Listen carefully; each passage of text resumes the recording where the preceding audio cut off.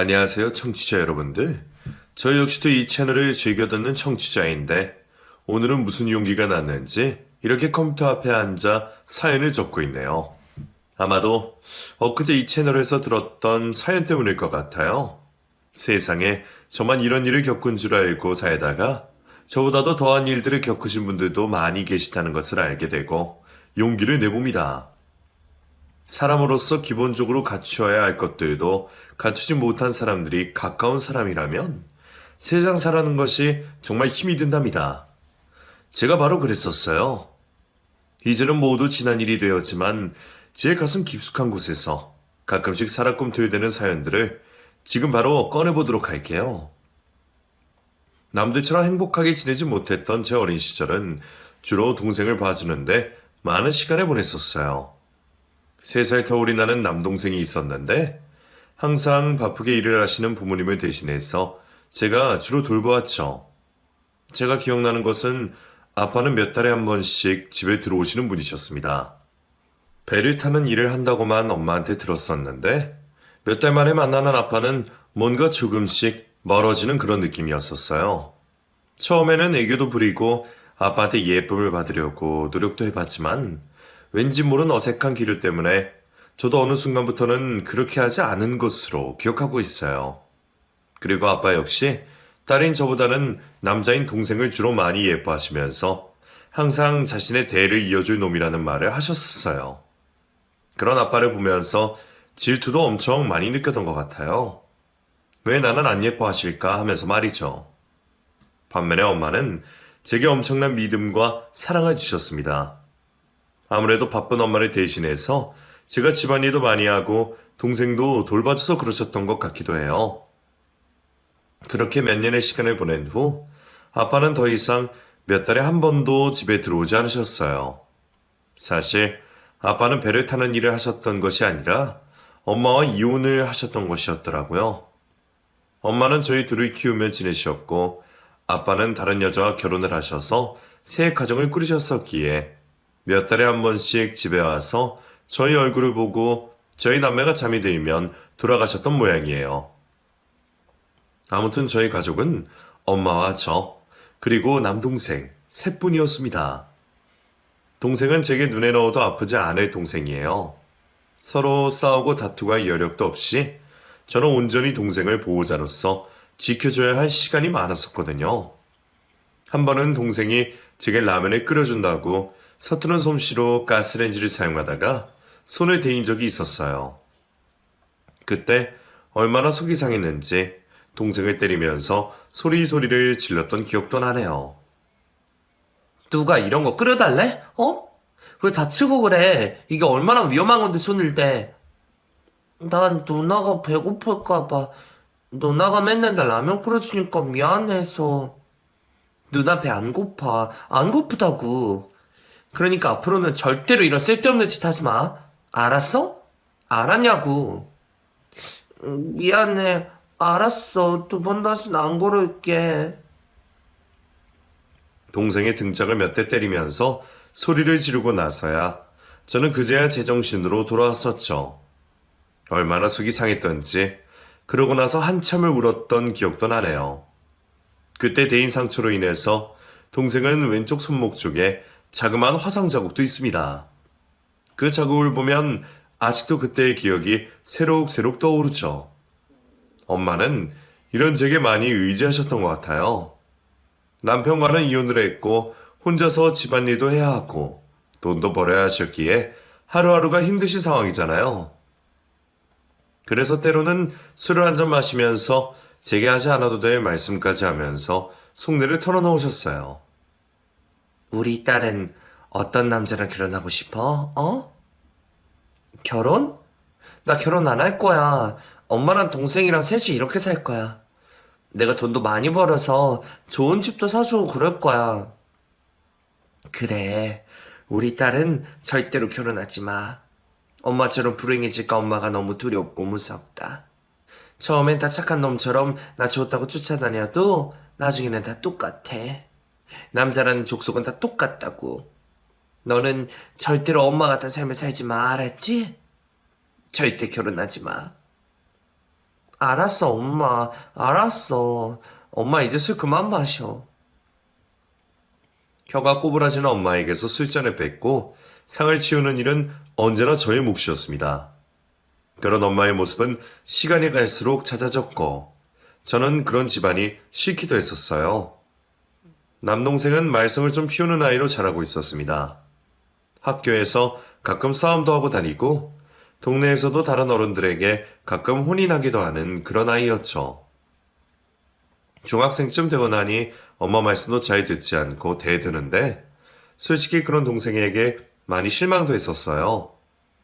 그래도 저한테만큼은 함부로 대하지 않았습니다. 제가 자신에게 어떻게 했는지 누구보다 잘 알고 있었으니까요. 저는 그런 동생에게 화도 내보고 타이르기도 해보았지만 당장은 바뀌지 않더군요. 하지만 시간이 약이라고 사춘기가 지나면서 점점 동생은 철이 들어갔습니다. 누나, 내가 미안해. 그동안 참 바보 같았지. 엄마한테도 너무 죄송하네. 그래, 이놈아. 이제라도 알면 다행이다. 왜 그러는 거야, 도대체? 왜 PC방 가서 과자 훔치고 학교에서 쌈박질하고 왜 그러고 살아? 엄마랑 누나가 도둑질이랑 싸움질하러 가르쳤니, 어? 몰라, 나도. 내가 왜 그러고 살았는지. 그냥 우리 집 이혼가정이고 가난하다고 무시하니까 그런 못된 놈들한테 뭔가 나 대단한 사람이라고 보여주고 싶었어. 에휴, 그건 대단한 게 아니라 바보 같은 짓이라고. 그래봐야 네 인생만 쪽나는 거야, 알았어? 앞으로는 제발 절대 그러지 말자. 우리 엄마를 생각해서라도 이러면 안 되잖아. 알았어, 누나. 나 이제 진짜 정신 차렸어. 우리 엄마 누나 정말 행복하게 해줄 거야. 얼른 빨리 돈 많이 벌어서 이 세상에서 갖고 싶은 거 다 사주고 편안하게 살게 해줄 거라고. 진짜야? 동생은 이렇게 조금씩 성장하고 있었습니다. 힘들게 사는 세상도 시간은 흘러가더군요. 저는 어느덧 고등학교를 졸업할 나이가 되었어요.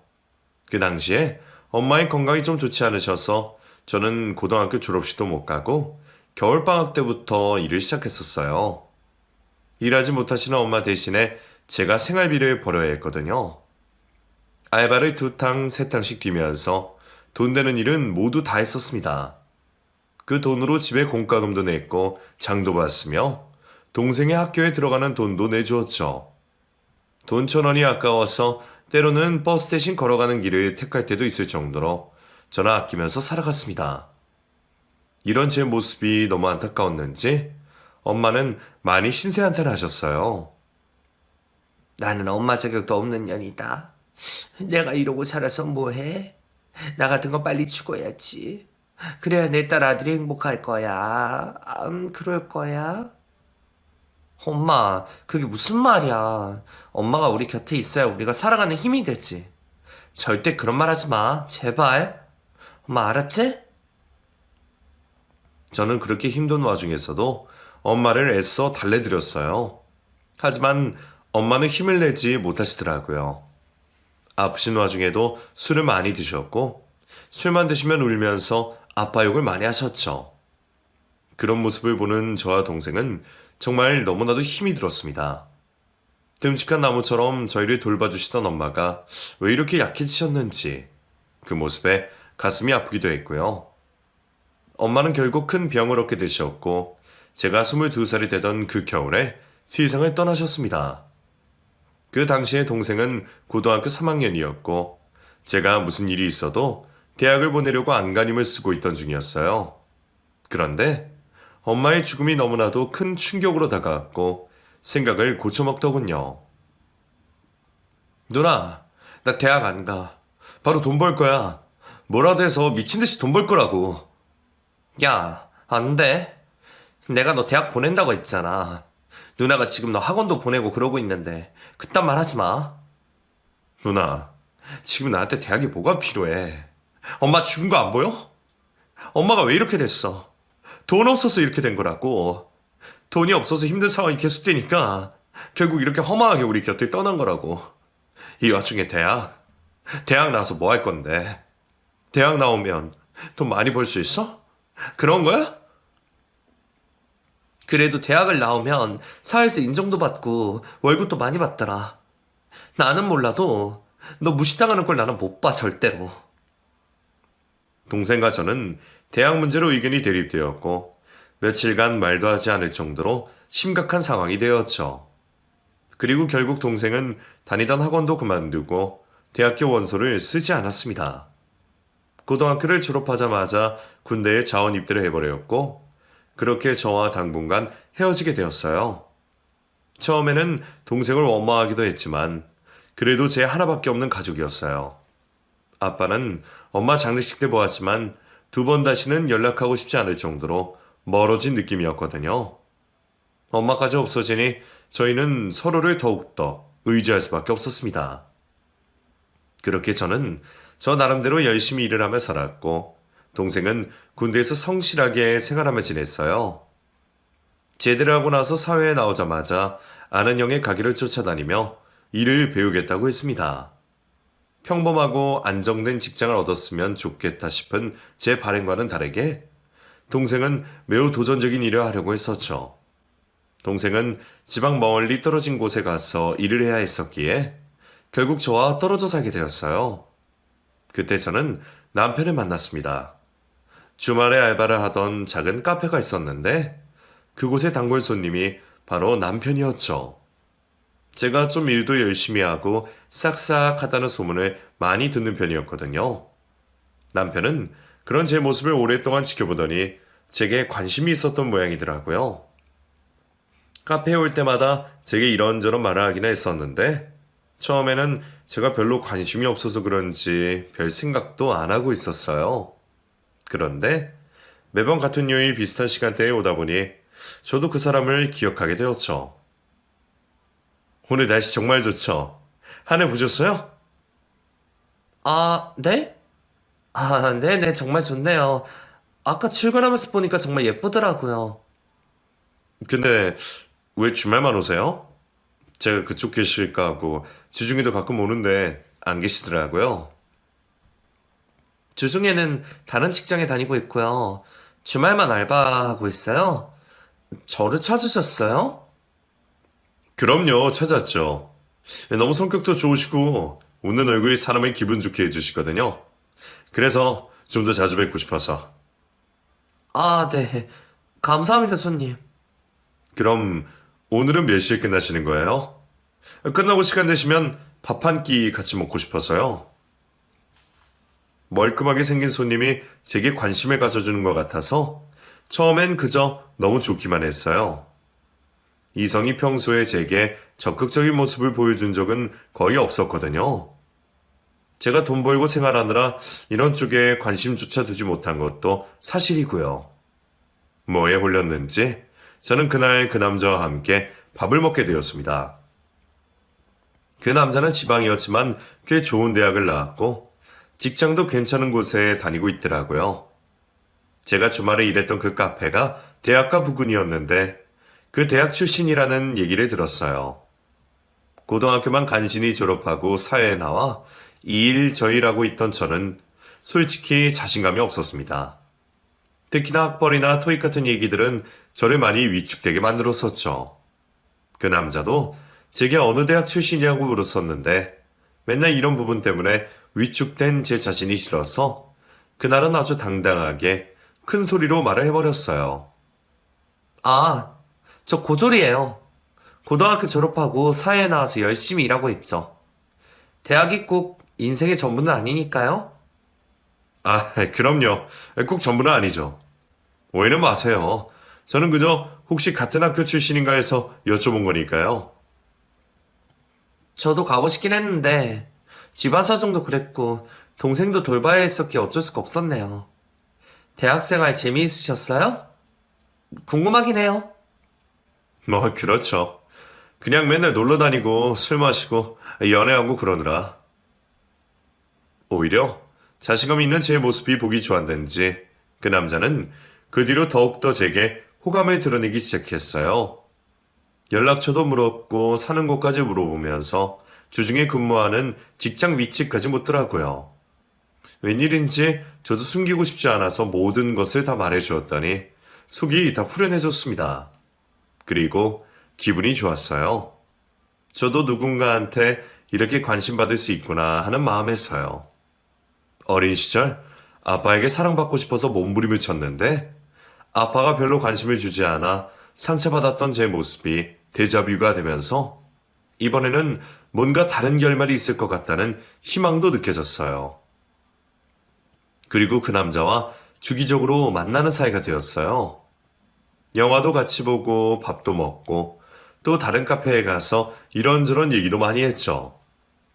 시간이 지나면서 저는 점점 더 그 사람에게 빠져만 갔습니다. 학벌도 직장도 거기에 외모도 괜찮은 남자가 제가 이렇게 잘해주는데 마다할 사람이 누가 있겠어요. 더군다나 자기 고집도 잘 부리지 않고 남자 특유의 그런 강인함 같은 것도 내세우지 않으니 저는 마음이 많이 기울었었죠. 그리고 시간이 조금 흘러 저희는 연인으로 발전했습니다.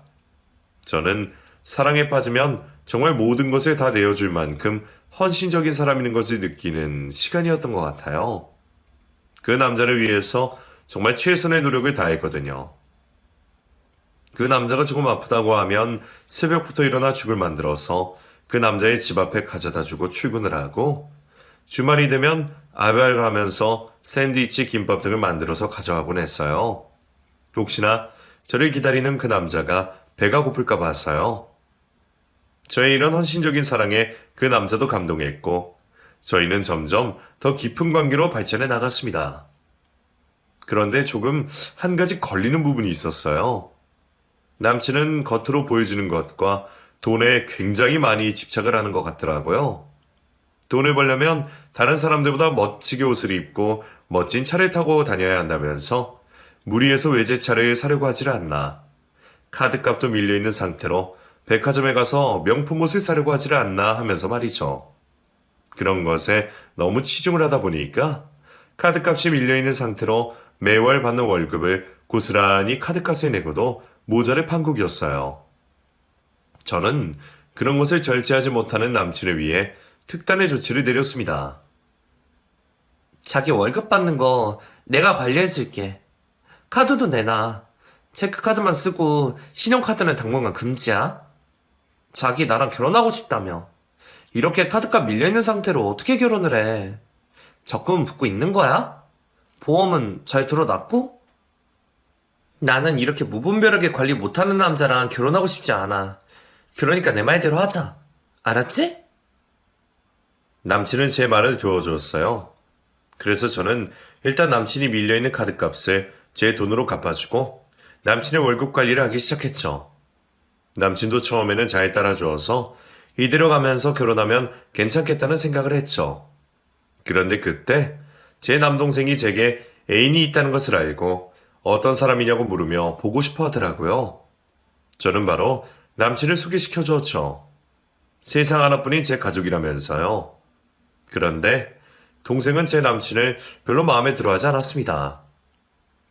줏대도 없는 것 같고 너무 곱게만 자라서 사회에 대해서 적응을 좀 못할 것 같은 스타일이라고 하면서요. 누나, 남자는 남자가 말 정확해. 나이도 꽤나 먹어서는 뭔가 사람이 맹해 보이고 연약해 보이잖아. 저런 남자들 사회에서 적응 못하고 금방 쉽게 일 그만두고 그런다니까. 내가 일하는 곳에서도 그런 사람 꽤 많이 봤다고. 나중에 여자들 등골이 다 빼먹을 스타일이야. 겉만 화려해가지고. 야, 무슨 말을 그렇게 해. 우리 결혼 약속한 사이야. 네가 아직 잘 몰라서 그러는 거라고. 두고 봐. 내가 그런 부족한 부분도 잘 변화시킬 거니까. 마음에 들어하지 않는 남동생을 설득했고 얼마 후 저희는 결혼을 하기로 마음먹었습니다. 남친은 한때는 잘 살았었는데 아버지의 사업 실패로 집안 가재가 기울어졌고 아버지는 돌아가신 상태고 엄마와 누나 한 명이 있었어요. 그런데 집안 사정에 비해서 누나와 엄마는 엄청 화려하시더군요. 남친이 왜 그렇게 명품이나 겉으로 보여지는 것에 집착하는지 짐작이 갈 정도였습니다. 신발장에 있는 신발부터 입고 있는 옷, 귀걸이까지 모두 명품이 아닌 것이 없더라고요. 그러면서 제게 왜 이렇게 여자가 꾸미지도 않고 다니냐고 타박까지 하는 예비 신우를 보며 조금 한심하다는 생각까지도 들었습니다. 이런 집안에서 자랐으니 당연히 남친도 그런 삶을 살아갈 수밖에요. 남친의 누나와 어머니 모두 저를 썩 마음에 내게 하진 않으셨지만 그렇다고 남친의 뜻을 꺾지도 못했어요. 그래서 그냥 저희는 조촐하게 결혼식을 올리고 정식으로 부부가 되었습니다. 부부가 된 이후에는 모든 경제권을 제가 갖기 시작했고 저는 돈 한 푼 쓰지 않고 정말 열심히 모았어요. 저축도 들고 얼른 돈을 모아서 괜찮은 집으로 이사도 가고 싶었죠. 남친이 혼자 살던 원룸을 빼고 저도 모아둔 돈을 합쳐 마련한 신혼집은 너무나 초라했었거든요. 하지만 이런 제 마음을 아는지 모르는지 남편은 결혼한 지 1년도 되지 않아 회사를 그만둬 버렸습니다. 자신은 이런 사람들과 같이 일을 할 수가 없다면서 자신을 개돼지 취급을 한다고 하더군요. 정말 답답했어요. 매번 징징대면서 힘들다고 하는 것도 한두 번이지 퇴근하고 힘들어 있는 제게 그만둔다며 짜증내고 졸라대는데 저도 결국에는 이 말이 듣기 싫어 그만두라고 해버렸죠. 그 후로 남편은 알바를 전전했습니다. 그러면서 제가 예전에 일하던 카페에서 일을 한다고 하더라고요. 제대로 된 직장에 취업을 할 생각은 안 하고 저러는 모습이 남동생이 예전에 했던 말을 떠오르게 하기도 했어요. 그러는 사이 저희 부부에게 아이가 생겼고 이어서 연년생으로 또 아이가 생겼죠. 딸 둘 맘이 된 저는 직장 생활을 하기가 너무 힘이 들더군요. 아이들을 하루 종일 어린이집에 맡기는 것도 너무 안쓰럽고 그렇다고 신우나 시모가 도움을 주는 것도 아니었으니까요. 그 당시 신우는 갑자기 저희 집에 짐을 싸들고 와서 눌러 살게 되었었는데 대낮 12시까지 퍼질러 자다가 4, 5시가 되면 나가서 새벽에 술에 취해 들어오고 있었거든요. 너무 답답해서 미쳐버릴 것 같았어요. 또 더욱 저를 힘들게 했던 건 시모였었는데요. 평소에 저를 마음에 들어하지 않던 시모가 갑자기 치매기가 생겨서 누군가의 도움이 절실히 필요한 상태가 되었었죠. 시모로 인해 집안에 작은 불까지 났고 집안에 있는 멀쩡한 물건들을 내다 버리기까지 했었거든요. 치매 환자는 절대로 혼자서 생활할 수가 없더라고요. 저는 그런 시모를 혼자 두기가 무서워 신우에게 부탁을 했어요. 저기 형님, 지금 어머님이 조금 상태가 안 좋으신 것 같은데 형님이 어머니 집에 들어가 사시면 어때요? 지금 딱히 저희 집에 있으셔야 할 이유는 없잖아요. 직장이 근처에 있는 것도 아니고. 옳게 말 너무 막 하는 거 아니야? 지금 나 이 집에 얹혀 산다고 무시하냐? 그래, 나 직장 안 다니고 집에서 논다 그래서 뭐. 우리 엄마 누구랑 같이 살고 그럴 사람이 아니야. 그 성격을 좀 봐. 아들밖에 몰라서 아들 하면서 나는 안주기도 없다고. 그리고 여기에서 살아야 시내 나가기도 편하고 직원들 만나기도 편하단 말이야. 형님, 그래도 어머님한테 혹시 무슨 일이라도 나면 어떡해요? 걱정 안 되세요? 설마 무슨 일이 있게 하겠어? 우리 엄마 그렇게 멍청한 사람 아니라고. 전 걱정되면 올케 가서 좀 살든가. 나한테 그런 거 강요하지 마. 알았어? 난 그런 거 누가 나한테 시키면 딱 질색이니까. 막무가내로 싫다고 말하는 신우를 더 이상은 설득하기 힘들었어요. 어쩌면 자기 엄마가 혼자 살면서 그런 일이 일어나고 있는데 걱정도 안 되는지 저는 도무지 이해가 되지 않았습니다. 이번에는 남편에게도 말해보았어요. 하지만 남편 역시 카페 일을 해야 하기 때문에 절대로 그곳에는 갈 수가 없다고 하면서 저보고 아이를 데리고 가서 며칠씩 있다가 오라고 하더군요. 저는 이때 친정엄마가 떠올랐어요. 평생 고생하다가 뒤늦게 병을 얻어 떠나신 엄마가요. 도저히 혼자 계신 시모를 모른 척 할 수가 없었습니다. 저를 마음에 들어하지 않으셔도 어쨌든 아이들의 할머니이고 남편의 어머니이시니까요. 아이 둘을 데리고 시모가 혼자 살고 계신 집으로 가서 3, 4일씩 지내다가 왔습니다. 어차피 아이들은 어린이집도 안 다니고 있는 상태였으니까 집에서 제가 돌봤죠. 아이들이 서로 싸우거나 시끄럽게 소리를 지르면 치매기가 있으신 시모가 아이들의 머리를 쥐어받고 못된 년이라고 욕도 하고 그러셨지만 어쩔 수가 없었어요. 그 당시에 제가 할 수 있는 최선의 길이었으니까요. 그러면서 몇 년의 시간을 보냈어요. 덕분에 아이들은 유치원에 7살이나 돼야 갈 수 있었습니다. 시모의 치매기가 너무 심해져서 요양병원에 모시고 나서였죠. 제가 그러는 동안 제 남동생이 가끔씩 집에 들리기도 했었는데 그때마다 제게 전화를 걸어 당장에 헤어지라는 말을 하더군요. 누나 정말 왜 이러고 살아? 이러고 살아야 돼? 내가 돈 다 대줄게. 나 식당 엄청 잘 돼. 이번에 하나 더 오픈할 거고 좋은 차도 사서 끌고 다니고 혼자 살기 아주 넓은 집도 마련했어. 누나 나랑 살자 나랑. 무슨 말이야, 그게. 왜 그래, 어? 다짜고짜 왜 그런 말을 해? 누나 내가 어제 누나 집에 갔었는데 매형이랑 그 사돈분이랑 둘이 술 마시고 친구들까지 불러서 집을 개판으로 만들어 놓고 있더라. 우리 누나는 애들 데리고 자기네 치매 엄마 병가 나오고 있는데 말이야. 그래도 되는 거야, 어? 이게 사람들이냐고. 어떻게 사람의 탈을 쓰고 그런 짓을 해? 누나가 뭔데? 누나가 무슨 파출부야? 하냐? 파출부도 그런 대접은 안 하겠다. 당장 나와, 당장. 종호야, 그러지 마. 너 지금 너무 흥분했어. 그래, 너 성공하고 그런 거 너무 잘 됐고 좋아. 그렇지만 이혼이라는 게 그렇게 쉬운 일이 아니야. 그러니까 흥분 가라앉히고. 안 되겠어, 누나. 나 누나네 집에서 30분 떨어진 곳에 집어들 거야. 거기 좋은 아파트 이번에 새로 다 지었더라. 나 거기 가서 살면서 수시로 누나 집 들락거릴 거고 매형이랑 그 누나가 무슨 짓 하고 다니는지 다 확인할 거야. 알았지? 아주 내 손에 걸리기만 해봐. 남동생은 몹시 흥분을 한 상태였어요. 제게 당장 이혼을 하라고 할 만큼요. 평생 자기 때문에 고생한 누나가 이번에는 또 시집까지 가서 고생을 한다고 자기가 지켜본다고 했어요. 동생은 일찍부터 친한 형네 가게에서 일을 배우더니 바로 식당을 차렸고 누구보다 열심히 살았어요. 그래서 이른 나이에 많은 돈을 벌게 되었고 이번에 또 다른 가게도 오픈을 한다고 하더라고요. 그래서 동생은 남편 모르게 제 통장으로 돈도 보내주고 예쁜 귀걸이나 화장품 그리고 명품 백도 사주기도 했었어요. 시모 병간호라 하느라 그런 선물을 받고도 한 번도 해보지도 못하고 장롱 속에 고이 모셔두기만 했지만요.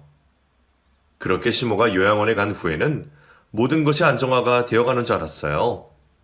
아이들도 유치원에 다니기 시작했고 남편도 카페에서 일을 하고 있었고요. 그리고 저도 직장으로 복귀를 앞두고 있었죠. 남동생은 정말로 저희 집 근거리에 있는 아파트로 이사를 와서 수시로 맛있는 걸 사서 집에 놀러오며 분위기 살폈고 덕분에 남편과 신우도 조금은 눈치를 보는 듯 해보였습니다. 이대로만 지내면 될 것 같다고 생각을 하던 어느 날 청천벽력 같은 일이 벌어지고 말았어요. 남동생이 교통사고를 당한 것이에요. 새벽 늦게 가게를 마감하고 술을 한 잔 먹어서 차를 두고 집에 오는 길에 음주운전 차량을 부딪혀버린 거예요. 큰 사고로 쓰러져 의식을 잃게 되었고 새벽에 전화를 받은 저는 급하게 응급실로 뛰어갔습니다. 저 멀리서 남동생이 보였는데 온통 피투성이로 되어 있어서 얼마나 크게 사고가 났는지 직감할 수 있었어요. 엄마도 잃고 오로지 동생 하나 남았는데 이번에는 절대로 동생을 떠나보낼 수 없다는 마음에 엄청나게 울었던 것 같아요. 동생이 수술을 받으러 수술실로 들어갔을 때에는 수술실 앞에서 무릎을 꿇고 돌아가신 엄마에게 기도까지 할 정도였습니다. 엄마 안 돼. 종호는 아직 안 돼. 엄마 데려가지 마, 어? 하늘에서 보고 있지? 종호 꼭 지켜줘, 엄마. 엄마가 지켜줄 거지. 그렇지? 제발. 하지만 동생은 수술을 마치고 나서도 의식이 돌아오지 않았습니다. 며칠 동안 중환자실에서 의식이 돌아오기만을 간절히 기다리고 있었죠. 그때 남편이란 놈은 제게 이런 말을 하더군요. 저기 종호는 좀 어때? 괜찮아? 아직 의식 안 돌아온 거지? 뭐 그렇지. 당신은 처남이 그렇게 됐는데 어떻게 병원 한 번 안 오냐, 어? 걱정도 안 돼? 걱정이 왜 안 돼? 엄청 걱정되지. 근데 중환자실이 면회 시간도 정해져 있고 그 시간에 내가 맞추기도 힘들고. 그래서 말이야. 종호 차 있잖아. 그 벤츠. 자동차라는 게 오랫동안 시동 꺼놓으면 안 되는 거 알지? 그래서 내가 좀 관리해 줄까 하는데. 뭐? 그게 무슨 말이야? 당신이 차에 대해서 뭘 알겠어. 아무튼 처남 타던 벤츠는 내가 찜했다. 다 처남을 위해서 관리해 주려고 그러는 거니까 그런 줄이나 알아. 혹시나 처남 친구들이나 누가 와서 차 얘기하면 절대로 안 된다고나 해. 알았지? 그리고 나랑 누나가 종훈의 식당 그것도 문 열어서 앞으로 관리 좀 해주려고 생각하고 있어. 이 정도면 멋진 매형 아니야? 뭐? 이 상황에서 그게 할 말이냐? 찜이라니. 그리고 식당 문제나 이런 거는 아직 말도 꺼내지 마. 지금 사람 목숨이 먼저지. 그런 게 다 무슨 소용이야. 아무튼 뭐 그런 줄 알아. 남편은 제게 말도 안 되는 황당한 말을 하더군요. 하지만 저는 그때 너무 정신도 없고 경황이 없어서 그냥 넘겨버렸어요. 쓸데없는 남편의 말에 신경 쓰기도 싫었거든요. 아이들도 챙겨야 했고 동생이 깨어나기만을 간절하게 바랬었으니까요. 그렇게 며칠을 지내는 동안 남편은 정말 저 몰래 제 동생의 차를 훔쳐 탔더군요. 동생은 항상 식당 앞에 차를 세워두기 때문에 차 문을 안 잠그는 버릇이 있었는데 그때도 차 문을 열어뒀던 모양이에요. 차키는 차 안에 두었었고요. 아이들과 시장에 가면서 휙 지나가는 흰색 고급 벤츠 차량이 동생의 차 번호랑 똑같아서 이상하다고 생각하긴 했었는데 그 안에 정말 제 남편이 타고 있었던 모양이더라고요. 그렇게 일주일쯤 지나고 동생은 기적적으로 깨어났습니다. 병원에서 연락이 와서 급히 달려가 보니 동생의 의식을 되찾고 안정을 찾아가고 있더라고요. 저도 알아보고 눈도 맞추고 눈물을 흘리는 것을 보니 정말 의식을 찾은 게 분명했어요. 저는 그렇게 세상에서 가장 소중한 남동생을 다시 만날 수 있었습니다. 남동생의 상태는 점점 호전되어 갔고 저는 일부러 남편에게 아무 말도 하지 않았어요. 이놈이 무슨 꿍꿍이를 생각하고 있는지 궁금했거든요. 여전히 제 남동생이 의식을 못 찾고 있다고 생각하고 있던 남편은 주말에 일이 있다며 아침 일찍부터 열심히 유물을 만지고 외출을 하더군요. 저는 분명히 뭔가가 있다고 생각했습니다. 여자의 직감이라는 게 있잖아요. 그리고 남동생은 며칠 후 말도 잘할 수 있게 되면서 자신의 친한 형에게 식당과 차를 좀 봐달라는 부탁을 했고 동생의 차가 그 자리에 없다는 것까지 알게 되었어요.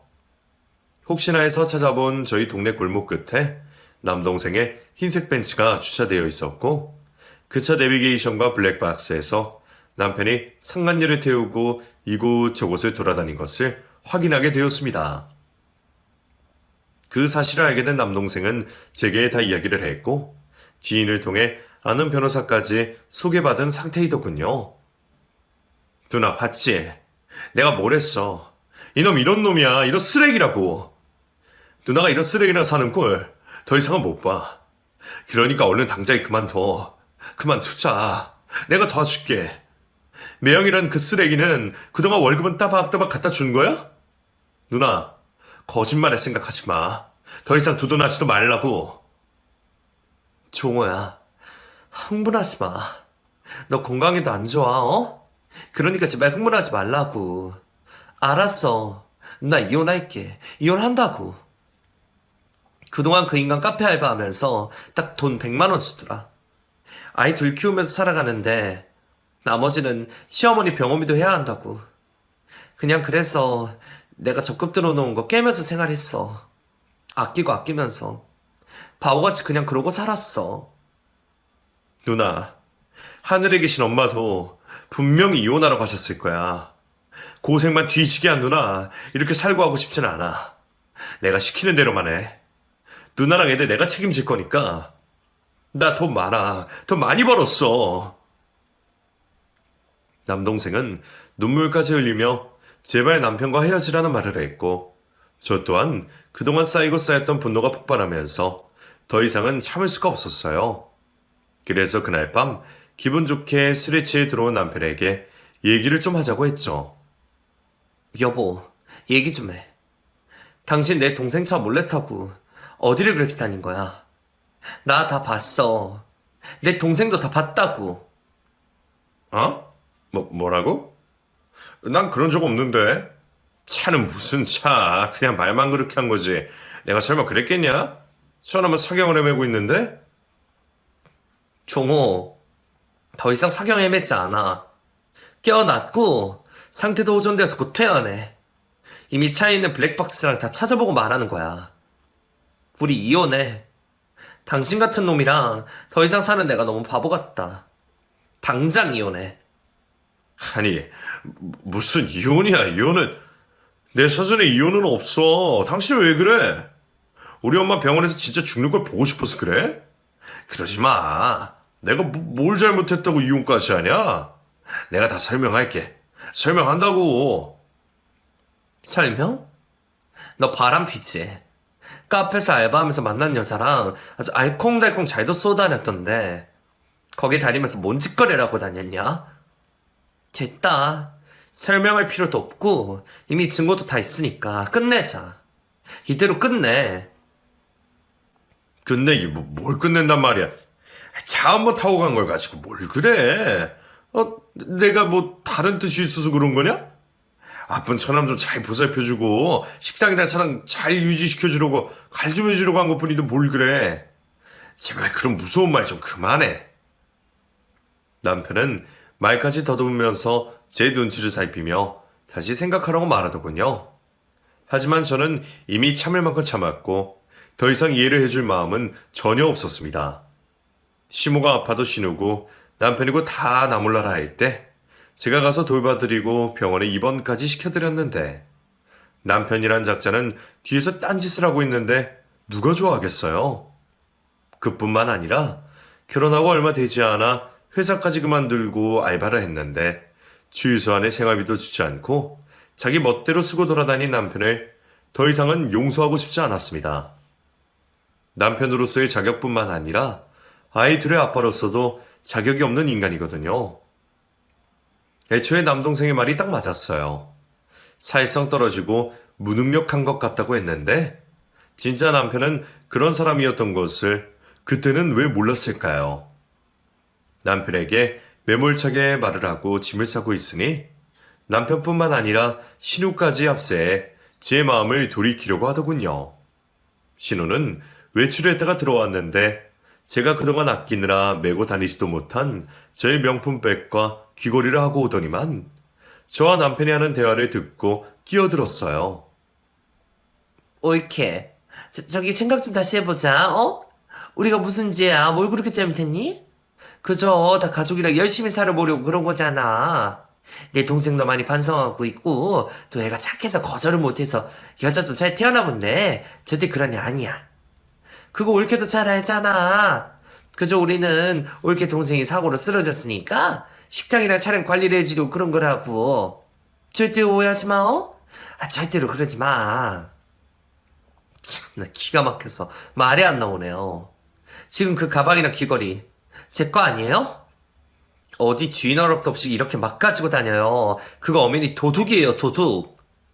저희 집에 들어올 때도 말도 없이 짐 싸 들고 오시더니 또 이렇게 말도 없이 남의 물건 함부로 손대시네요. 동생이나 누나나 아주 똑같네요, 똑같아. 됐고요. 더 이상 말도 하기 싫으니까 그런 줄 아세요. 그리고 이 집에서 당장 나가세요. 뭐? 이게 정말 보자보자니까 뚫린 입이라고 막말하네? 야, 네가 뭐가 그렇게 잘났냐? 고졸 주제, 부모도 온전치 못한 것이 어디 잘난 척을 해요? 네가 뭐가 잘났어, 이년아?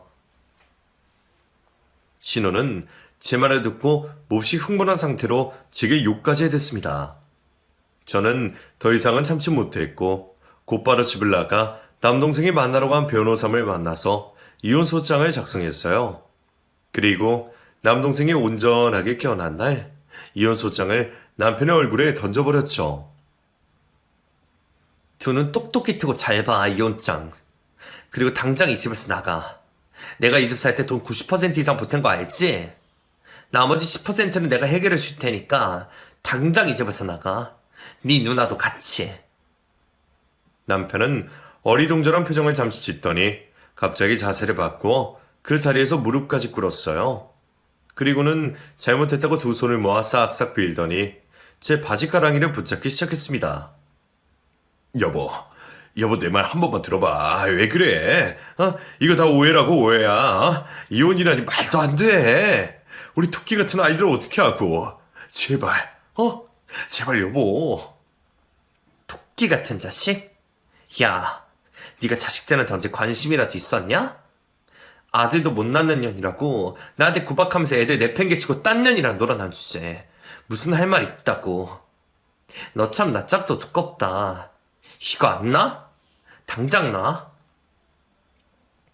남편은 계속해서 제 바지가랑이를 붙들고 절대 놔주지 않았습니다. 아이들은 그 모습을 보고 울며 불며 난리가 났고 저는 빨리 이 상황을 벗어나고 싶어 바지를 벗어버리고 다른 옷으로 갈아입은 후 재빨리 아이들을 데리고 그 집을 나와버렸어요. 집을 나와서 아이들과 골목 끝까지 막 뛰어간 후 골목 끝에서 택시를 타고 동생 아파트로 향했습니다. 마침 친한 형과 함께 퇴원을 해서 집으로 들어온 동생은 저를 보며 반갑게 맞이해 주었어요. 두나, 정말 잘 왔다. 잘 왔어. 나 이제 멀쩡해. 괜찮다고. 내가 누나랑 애들 책임질 거야. 그런 쓰레기 같은 놈한테 절대로 두 번 다시 누나 안 줘. 이제 누나도 누나 이제 행복하게 잘 살아. 알았지? 그래. 엄마도 하늘에서 다 보고 계시겠지? 엄마도 나 용서하시겠지? 그럼 누나, 우리 엄마는 아마 진작부터 누나가 이혼하길 바라셨을 수도 있어. 그러니까 그런 생각 말고 우리 앞으로 일만 생각하자. 내가 누나 도와줄 거야. 누나가 내게 했던 것처럼 이제는 내가 누나 지킬 거라고. 동생과 저는 서로 얼싸안고 얼마나 울었는지 몰라요. 곁에 있던 아이들도 제 모습을 보고 함께 울었고 한동안은 집안의 울음소리만 가득할 정도였습니다. 한참 시간이 지나고 어느 정도 정신을 차리고 보니 아이들이 밥도 먹지 못했더라고요. 부랴부랴 밥을 지어서 햄과 계란 후라이를 튀겨서 아이들에게 밥을 주었습니다. 아무것도 모르고 밥을 잘 먹는 아이들을 보니 가슴이 미어지긴 했지만 한편으로는 그런 아빠 밑에서 불행하게 자르는 것보다 이 길이 훨씬 낫겠다는 생각도 들었어요. 결국 저는 이혼이라는 길을 택했고 변호사를 통해 이혼은 일사천리로 진행이 되었습니다. 상간녀에 대한 인적사항도 다 알게 되어 상간녀 소송도 함께 진행했는데 알고 보니 상간녀는 같은 카페에서 일하던 알바생이더군요. 증거를 모으는 과정에서 그 둘은 얼마나 달콤하게 사랑을 속상했는지 그걸 보는 제 가슴은 찢어진다라는 표현도 모자랄 정도였어요. 이혼 과정에서 남편과 신우는 제게 전화를 걸어 앞으로 자기네들은 어떻게 살아야 하느냐, 시모는 어떻게 하느냐며 매달렸습니다. 이 모든 것을 해결해 줄 사람은 오로지 저밖에 없다고 하면서요. 기가 차서 말도 안 났어요. 집안의 모든 것을 제가 알아서 다 하다 보니 이제는 저를 무슨 일 처리하는 하녀쯤으로 생각하는 것 같더라고요. 저는 당당하게 말했어요. 그렇게 달콤하게 사랑을 속삭이던 그년이랑 알아서 잘해봐라. 왜 나한테 얘기하냐? 앞으로 모든 생활에는 니네 엄마랑 모두 다 알아서 잘해봐. 나한테 왜 얘기해? 애들 양육비나 똑바로 주고 위자료나 똑바로 내놔. 너랑 그년이랑 같이 나한테 줘야 할 돈도 있으니까 소장 잘 확인하고. 그리고 쓸데없는 이런 얘기 하려면 다시는 나한테 전화하지 말고. 그 후로 오는 남편과 신우의 전화는 모조리 받지 않았어요. 문자로 쌍욕도 하고 그러던데 일절 신경 쓰지도 않았습니다. 저는 남동생의 아파트에서 살며 아이들을 학교에 보내고 재미나게 살고 있어요. 회사도 다시 복직했고 주말에는 아이들과 함께 할 수 있는 배드민턴도 배우고 있어요. 제 아이들한테만큼은 제가 느꼈던 아빠의 부재를 느끼지 못하게 하려고 꽤 많이 노력하고 있고 그 곁에서 항상 남동생이 많은 도움을 주고 있답니다. 덕분에 아이들은 삼촌을 거의 아빠처럼 따르면서 좋아해요. 이혼이라는 건 한 사람을 인생에서 떼어내는 일이라 많이 힘들기도 하지만 그래도 새로운 출발을 할 수 있는 출발점이기도 한 것 같아요.